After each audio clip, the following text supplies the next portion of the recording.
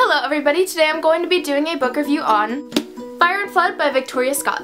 I'm so excited to be doing this review because I read this recently and absolutely loved it. This is going to be a spoiler-free review, so if you have not read this book yet, you can stay for the whole video. I'm not going to be saying any spoilers, talking about the ending or any specific scenes, so don't worry about that if you haven't read it yet. I haven't heard a ton of things about this book. I heard really good things from my friend Carmen and Rachel, but that's seriously all I've heard of it. But it needs to be bigger because it's so fantastic. I gave it 5 out of 5 stars on Goodreads. The author is also super nice. I follow her on Instagram and she's always commenting whenever I post a picture of it, and she's just super awesome. I'm really excited to meet her in March for the North Texas Teen Book Festival. I will probably be doing a review when the second book comes out. I haven't decided yet. But the second book, Salt and Stone, comes out on February 27th, and I am so excited for it. I'm dying. I need it right now. I'm so glad I didn't read this earlier, and now I don't have to wait very long. Okay, let's just get down to what this book is about and stop the gushing for a minute.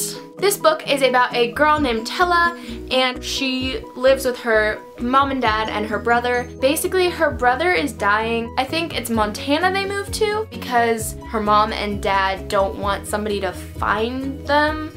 So it's kind of a little mystery unless you've read the synopsis. So apparently it's this little mystery, and this isn't a spoiler because it's like on the back of the book and on the inside of the book and all this, but there's this race called the Brimstone Bleed. They send these little earpieces to people who have dying or sick or, you know, something like that, loved ones, and the winner of the race wins a cure for literally anything.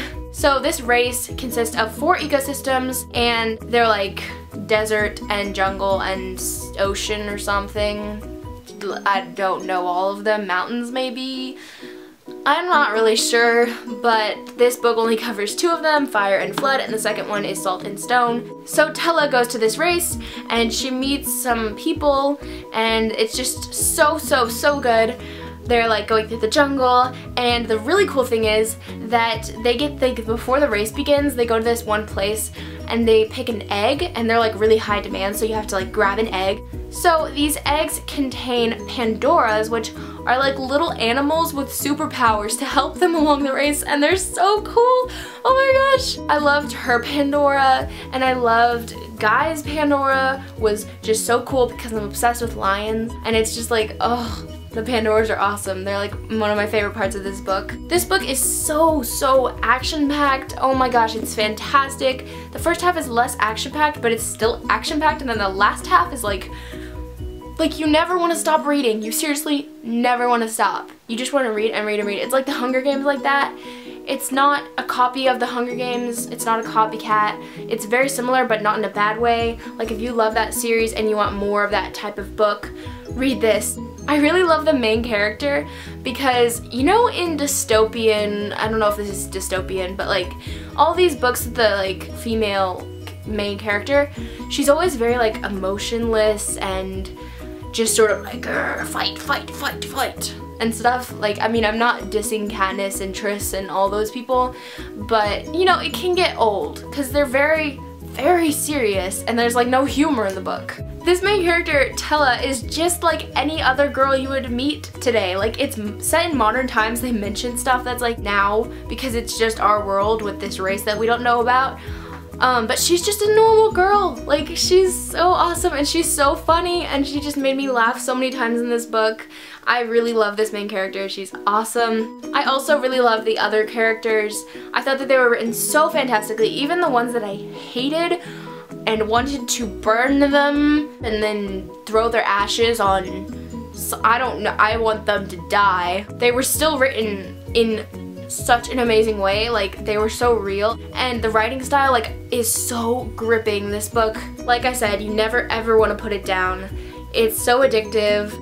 So I'm trying to think of what else to say without spoiling anything, because normally I don't do spoiler-free reviews. I think this is actually my first ever. There are some terrifying moments. I'm thinking of 1 or 2 or 3 right now. Like, this book has some disturbing images in it that are like, it's like the Hunger Games also like that, like some violence that's just like, ooh.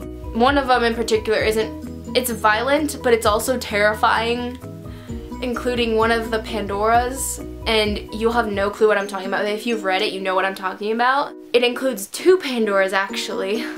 That's all I'm gonna say. That doesn't spoil anything if you don't know anything, but oh my gosh, that scene freaked me out. Oh, okay. I hated, what's his name? Titus. I hated him. Oh my gosh. Okay, so this video isn't as long as most of my book reviews are because normally I discuss for like 20 minutes and it's ridiculous. But this one's basically just praising this book. I really didn't have really any problems with it. I wish there had been a little less swearing. I don't know. I mean, that's probably all I would change. It's so good.